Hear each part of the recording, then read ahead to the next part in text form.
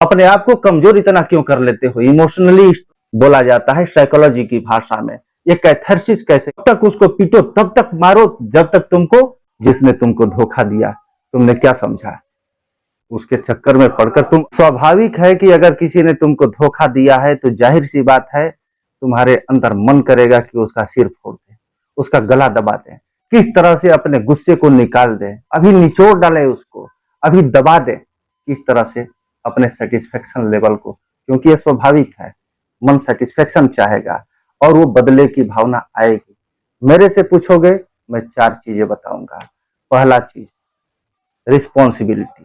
Responsibility मतलब तुमने धोखा खाया। धोखा खाया किसने खिलाया? तुम खाने के लिए, चॉइस तुम्हारी है। थाली तुम्हारे सामने अगर पसंद का नहीं है तो तुम खाओ या ना खाओ, ये तुम्हारी अपनी जिम्मेदारी है, अपनी चॉइस है। धोखा तुमने खाया, ये तुम्हारी जिम्मेदारी है। कैसे? पेशेंस तुमने खोया, प्रलोभन में तुम आए, तुम दूसरे के बहकावे में आए, तुमने लालच दिखाया। तो दूसरे के सिर पर मरने से पहले अपनी जिम्मेदारी समझो, अपने अंदर झांको, पहली बात। दूसरी बात, बार बार धोखा अगर मिलता है और हर जगह धोखा मिलता है, अपने आप को कमजोर इतना क्यों कर लेते हो? इमोशनली स्ट्रांग बनने की कोशिश करो। इसका मतलब ही है कि तुमने जिंदगी के चैप्टर से कुछ नहीं सीखा। तो दूसरी चीज है कि अपने इमोशन को स्ट्रांग बनाओ। स्ट्रांग बनाने का मतलब जिंदगी के चैप्टर सिखाते चलते हैं। उस आदमी को धन्यवाद दो जिसने धोखा दिया और तुम्हें कुछ न कुछ सिखाकर चला गया तुम्हारे जीवन से। तीसरी चीज, अब बदला लेने की बात, एक आती है कैथार्सिस। कैथार्सिस मतलब भावना का विरेचन हो जाना, भाव विरेचन इसको बोला जाता है साइकोलॉजी की भाषा में। अगर तुमको लगता है किसी ने तुमको धोखा दिया है, गुस्सा आ रहा है, क्रोध आ रहा है, तुमको छटपटी और बेचैनी छा गई है, कैसे लोगे बदला? ये भीतर उमड़ रही है भावना, कैसे अपने सेटिस्फेक्शन लेवल को बढ़ाएं? तो इस कैथार्सिस के लेवल पर क्या करना है कि उसका एक स्टेच्यू समझ लेना है।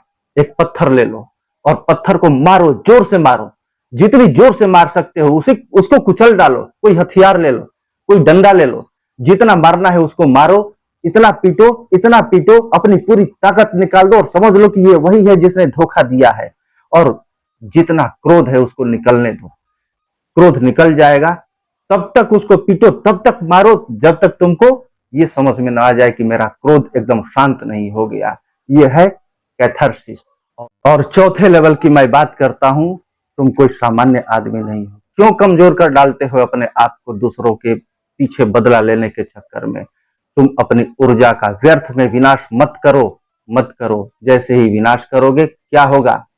तुम अपने समय को बर्बाद करोगे, अपने मन के शांति को बर्बाद करोगे, अपने खुशहाली को बर्बाद करोगे। उतने ही उत्साह और एनर्जी को अपने काम पर अगर लगा दिए तो अपने अंदर खुद इतनी काबिलियत एक दिन पैदा कर लो कि सामने वाला जिसने धोखा दिया है वो तुम्हारे सामने आकर बहुत छोटा महसूस करे, तुमने बदला ले लिया। और कैथार्सिस के माध्यम पर, जहां मैंने कैथार्सिस बताया था, वहीं से उसको क्षमा कर दो, उसको धन्यवाद देते हुए। ये नहीं कि फिर उसको मन में रखना है। कैथार्सिस के बाद फिर अपने गोल पर ध्यान दो, तुमने माफ कर दिया, जाओ, तुम्हारा बदला पूरा हुआ।